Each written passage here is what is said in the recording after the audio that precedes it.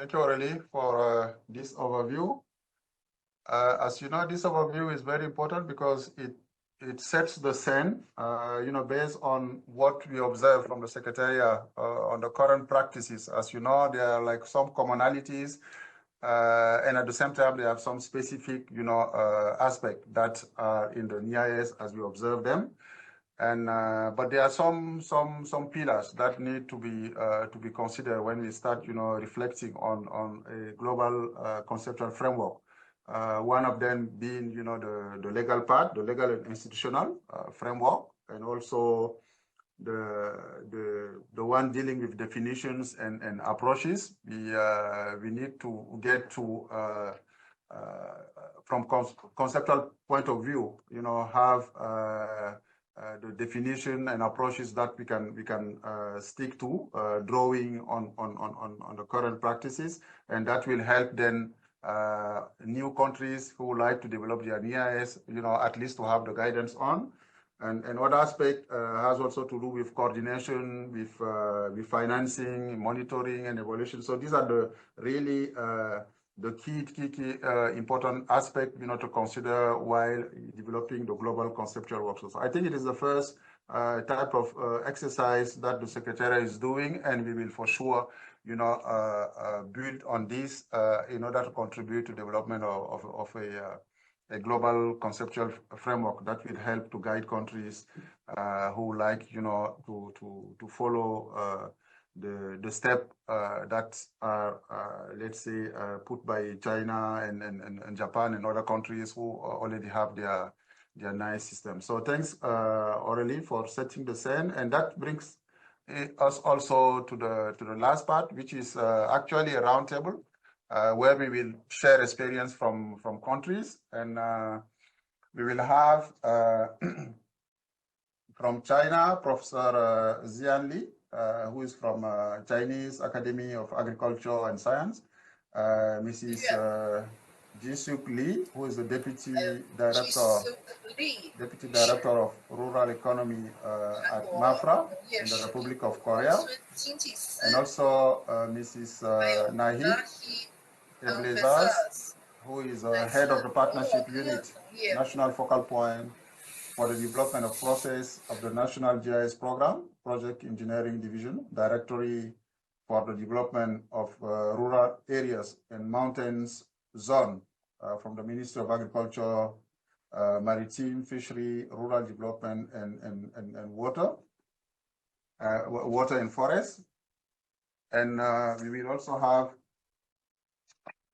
from Morocco, and we'll also have Dr. Nagata, who was the first presenter. So let me first turn to Professor Li. Could you please let us know when the NIAS program was launched in China, and what were the main motivations? That's the first part of the question. And also, could you then explain how the NIAS framework is embedded within the legal and institutional structure in China? So I want also to let the panelists know that they will have one question specific to the country, and then after we will have one general question that will be answered by each of them to wrap up. So let's start with the first question that I asked Professor Li. Professor Li, over to you, please. 好的，谢谢 Jeremy 先生，然后各位同事，大家下午好，晚上好。就是我也很高兴哈，有一些同事，日本的这个 Yagi 教授，我们曾经在一起工作，很高兴在这个会议上啊，我们在一起。刚才这个协调员提出的问题呢，我解释一下。我们中国是在2012年的3月啊，政府发布了专门的文件，来正式启动了这个中国重要农业文化遗产的挖掘工作。这个我们这个文件规定呢，我们是每2年评选一次。到2023年底的时候呢，我们中国一共认定了7批188项中国的重要农业文化遗产。这个我们这个挖掘农业文化遗产的主要的目的啊，就是呢挖掘我们具有古老智慧的这些农业遗产的历史价值、文化价值和社会功能，并且在有效保护的基础之上呢，这个努力实现文化、生态、社会和经济效益的统一。这个说到组织机构，我们在中国的农业农村部里面设有专门的机构和人员，负责烈士的工作呢是农村社会事业促进司，在省一级也有类似的机构。这个具体的程序呢是由农业农村部发文发给省级部门，然后呢我们在县一级或者是地一级的这个人民政府来申报。刚才这个我海里也介绍了，实际上我们申报的主体呢是在县一级或者是市一级。然后呢我们有来自于大学、研究机构和政府部门所组成的一个专家组来进行的评定是不是达到了这个烈士的标准。但是呢我觉得还需要特别指出来的是，这个刚才他们几位的报告也提到了，这个中国是先开始这个结实的，然后呢是有那个烈士。我们是在这个2022年就加入了粮农组织的这个倡议。我们的第一个认定的项目是2005年，是吧？浙江青田的稻鱼的共生系统。所以的话呢，我们农业农村部国际交流服务中心英文叫 CICOS， 起到了关键性的作用。这个就是这个机构的话呢，推动了这个我们中国烈士的规范和发展。这个具体的职责的话呢，就是这个 CICOS 的工作呢，就是提供这个标准。我们最早的话呢，是按照联合国粮农组织的5大标准，当然我们后来也加了一些，刚才欧和你也讲了比如说我们这个评定的烈士的示范的作用。另外一个呢，我们在这个保护机制因为它比较好落地嘛，因为是地方政府一级它来申报的，政府地方一级来执行，而且呢政府呢它有行动的计划，也是落在地方这一级的。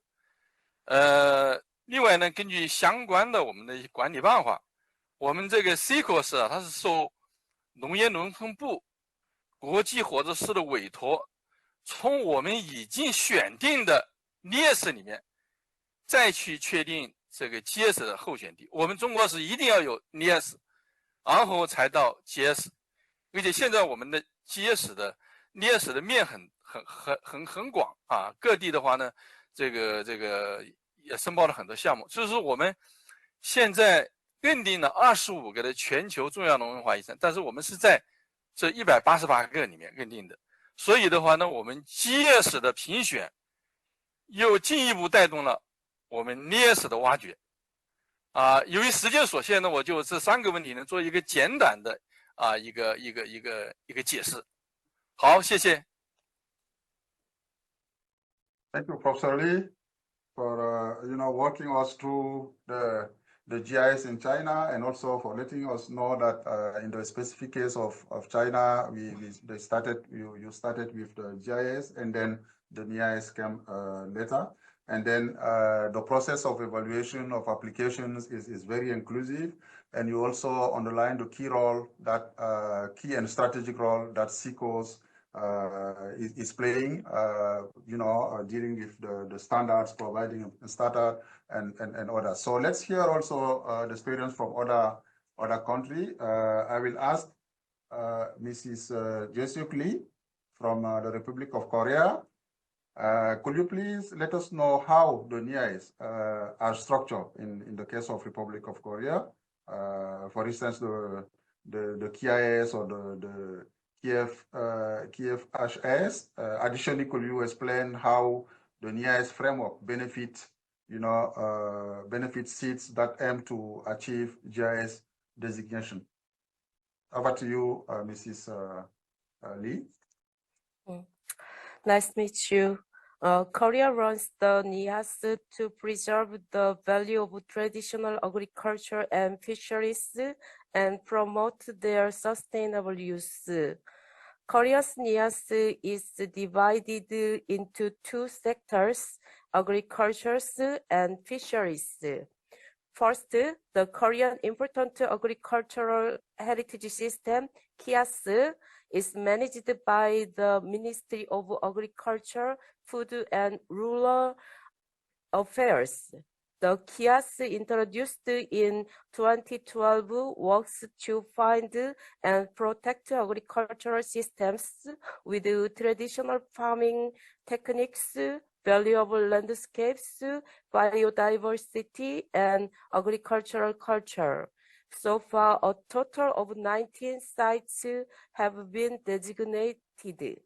Second, the Korean Important Fisheries Heritage System, KIFAS, is managed by the Ministry of Oceans and Fisheries. Since the 2013 government reorganization, the KIFAS has been run separately to preserve traditional fishery resources, coastal ecosystem, and fishing village culture, and so far 16 sites have been designated. Once designated, a KIAS or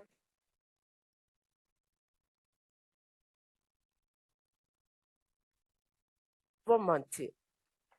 This support includes conservation planning, research and monitoring, local community activities, guide training, education, and awareness activities, helping each site establish a system that meet the GIAS criteria for biodiversity conservation, landscape maintenance, and community-based management. In addition, the government runs the GIAS designation planning committee to comprehensively support writing applications that meet international standards, obtaining expert advice, and linking to international networks. Once designated as a GIAS, opportunities are provided to enhance the brand value of local agricultural and fisheries products and to increase resident income through tourism and experiential programs. Thank you. Thank you, Mrs. Lee. It is good that you have flagged, the importance of, preserving agriculture and fishery diversity, and also in the specific case of Korea, the NIAS are split it into two. You can see two pillars, one dealing with agriculture, that's under the umbrella of KIAS. And then you mentioned that there are 19 sites specific, that is tagged to this pillar. And then for fishery, the KIFAS, we have 16 sites that have been also designated. And the other point important that you mentioned, and that I think will also inspire other countries, is the financial support that is received from the government in order to help, the different sites establish and be sustained. So let's also try to get how it works in the case of another country. So I will invite Mrs. Nahid El-Bezaz from Morocco. Could you please explain the motivation behind Morocco's decisions to develop a NIAS framework? And that's the first question. And the second one, could you highlight the progress made so far and share any insight or lesson learned from Morocco that Morocco has drawn from the experience in other countries, from the experience of other countries, that the countries that have developed their NIAS. So, Mrs. Said, are you online, please? The floor is yours. Oui. Merci, Monsieur Jérémy, chers collègues. J'aimerais d'abord souhaiter la bienvenue à Monsieur Jérémy en tant que coordonnateur du système CIPAM. C'est la première fois que je le rencontre à distance. Pour le cas, vous m'entendez? Yes. Allô? Oui, d'accord. Merci. Donc, pour le cas du Royaume du Maroc, nous avons accompagné la mise en œuvre de cette initiative intéressante du CIPAM, lancée par la FAO, depuis son commencement, qui a été concrétisée en 2011, au fait, par l'accréditation de notre premier site. Ce premier site que nous déterminons dans cette phase pilote d'expérimenter le concept d'abord au niveau national. Et comme Aurélie l'a souligné, que avant d'adapter un système, il faut le tester, il faut l'expérimenter, il faut voir sa faisabilité. Et du coup, le premier site a servi à ça. Et par la suite, nous avons lancé 2 autres sites qui ont été accrédités par la suite. Et je dirais la date butoir qui a déterminé pour le Royaume d'aller vers un système national, c'était en 2022, lors de la célébration de la Journée mondiale de l'alimentation avec la FAO. On a eu des témoignages, un état d'avancement de ces 3 sites. Et du coup, cette mise en œuvre, cet état d'avancement, ils ont décidé, le ministre de l'Agriculture, d'aller vers un système national.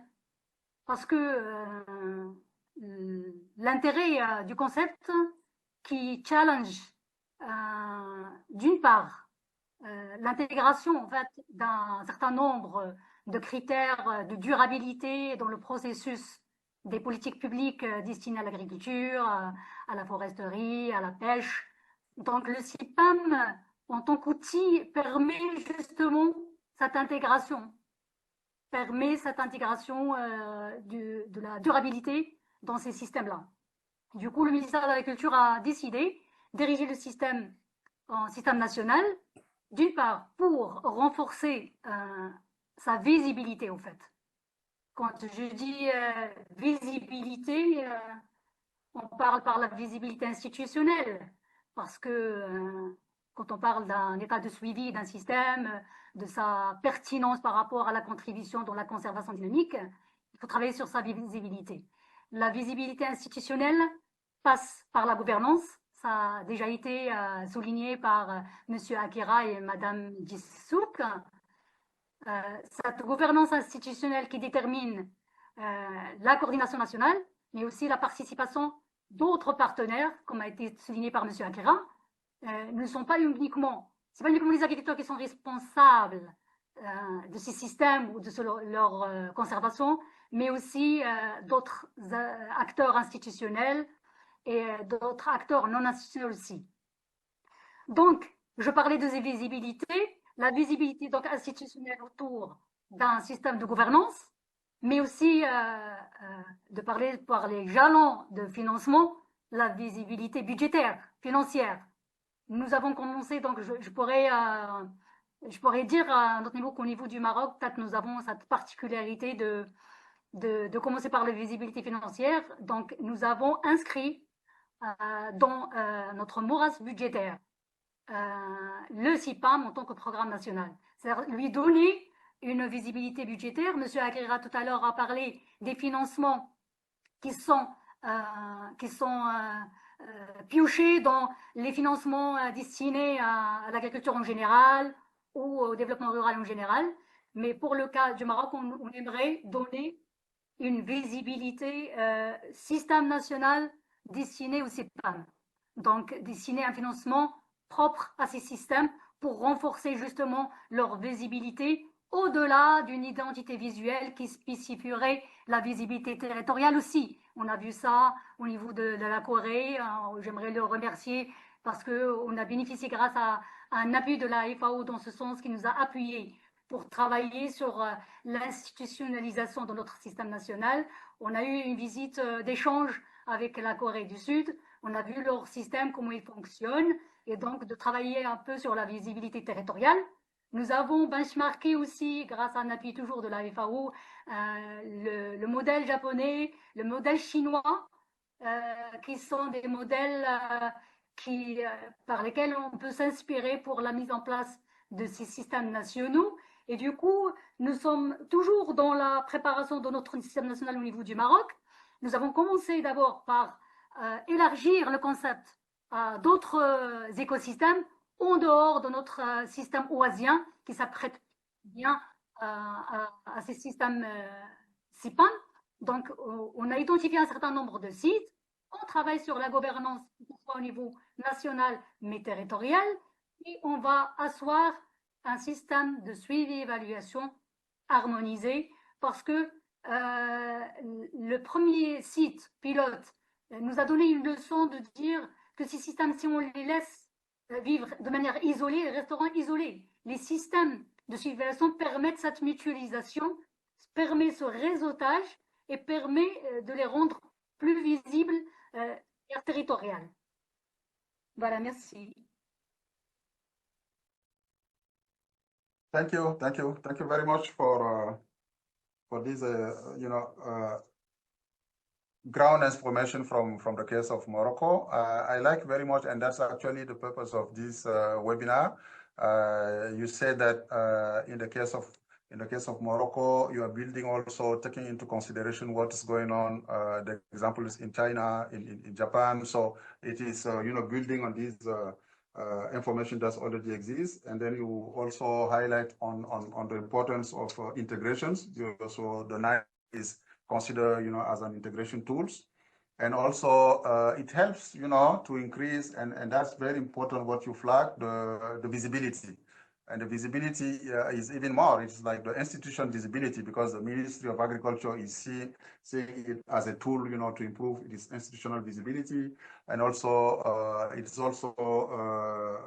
helps also, in terms of the governance system, and that helps to shape also the national coordinations, and you flag some points that we need to consider regarding the financing.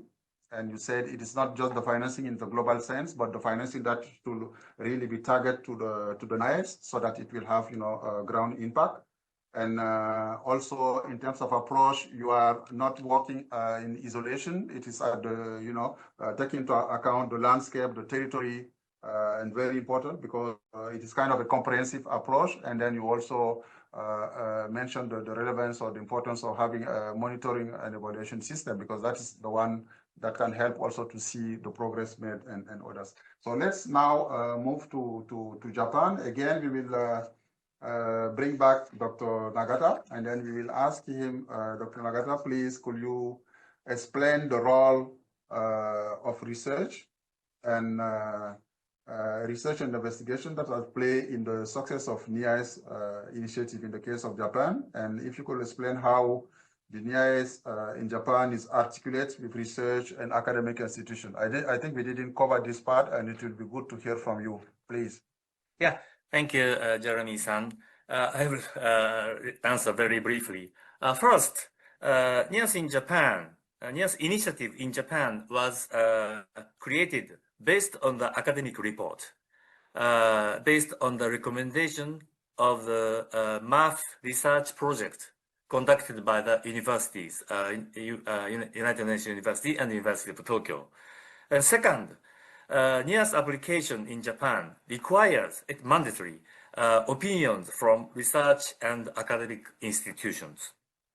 And third, NICE in Japan are selected and evaluated by Japan Math just NICE Scientific Committee, of which most members are from research and academic institutions. Yeah, thank you.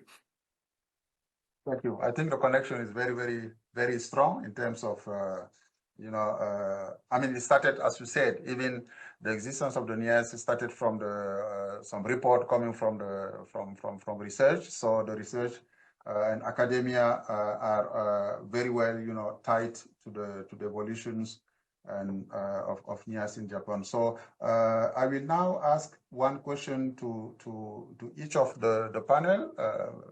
Panelists. It is a general question, actually. So so let's start by Professor Lee. Could you kindly share one, because we have only let's say only 3 minutes, 3 to 5 minutes, or let's say 3 minutes. So if you can have 1 minute per each, please. Could you kindly share one best practice and one key lesson that you can draw from the experience of China. That's one thing. And the other thing is, what advice will you offer to other countries that are considering to develop, their nice framework? Okay, the good practice for implementing the NIS in China, if I just use one sentence, it's a dynamic conservation and utilization. So to be more specific, this involves protecting the core elements of agricultural heritage, such as the local crop variety, traditional cultivation, technical, and wisdom for water and soil management, and pest control measures. So based on that, the economy, culture, and social development is promoted through the brand building, integration of primary and secondary and tertiary sectors. So just to give you an example, the last year, end of last year, so you had a high-level training courses in Huzhou. There's the Marbury Deck pond fish system is quite famous, and the DDG also visited these places. And advice for other countries, I think first one must have the government agency, both central and local. And number two is allocated a specific budget, because for the research, for the conference, for international communications, and also for identification of the site, it also involve a lot of resources. And the number three, they build a high quality team, because it involve a multidisciplinary, so it's quite comprehensive. And the finally is identify valuable agricultural heritage. Not only just the common, they should have some global importance and uniqueness. Okay, this is my response. Thank you. Thank you. Very clear and well noted. So let's move to Korea. Could you kindly share also one best practice and one key lesson, and also any advice you could offer to other countries who are considering to develop their NIS? Mrs. Lee? Maybe you are muted. Oh, sorry. Okay. The ultimate pantry agroforestry system was designated in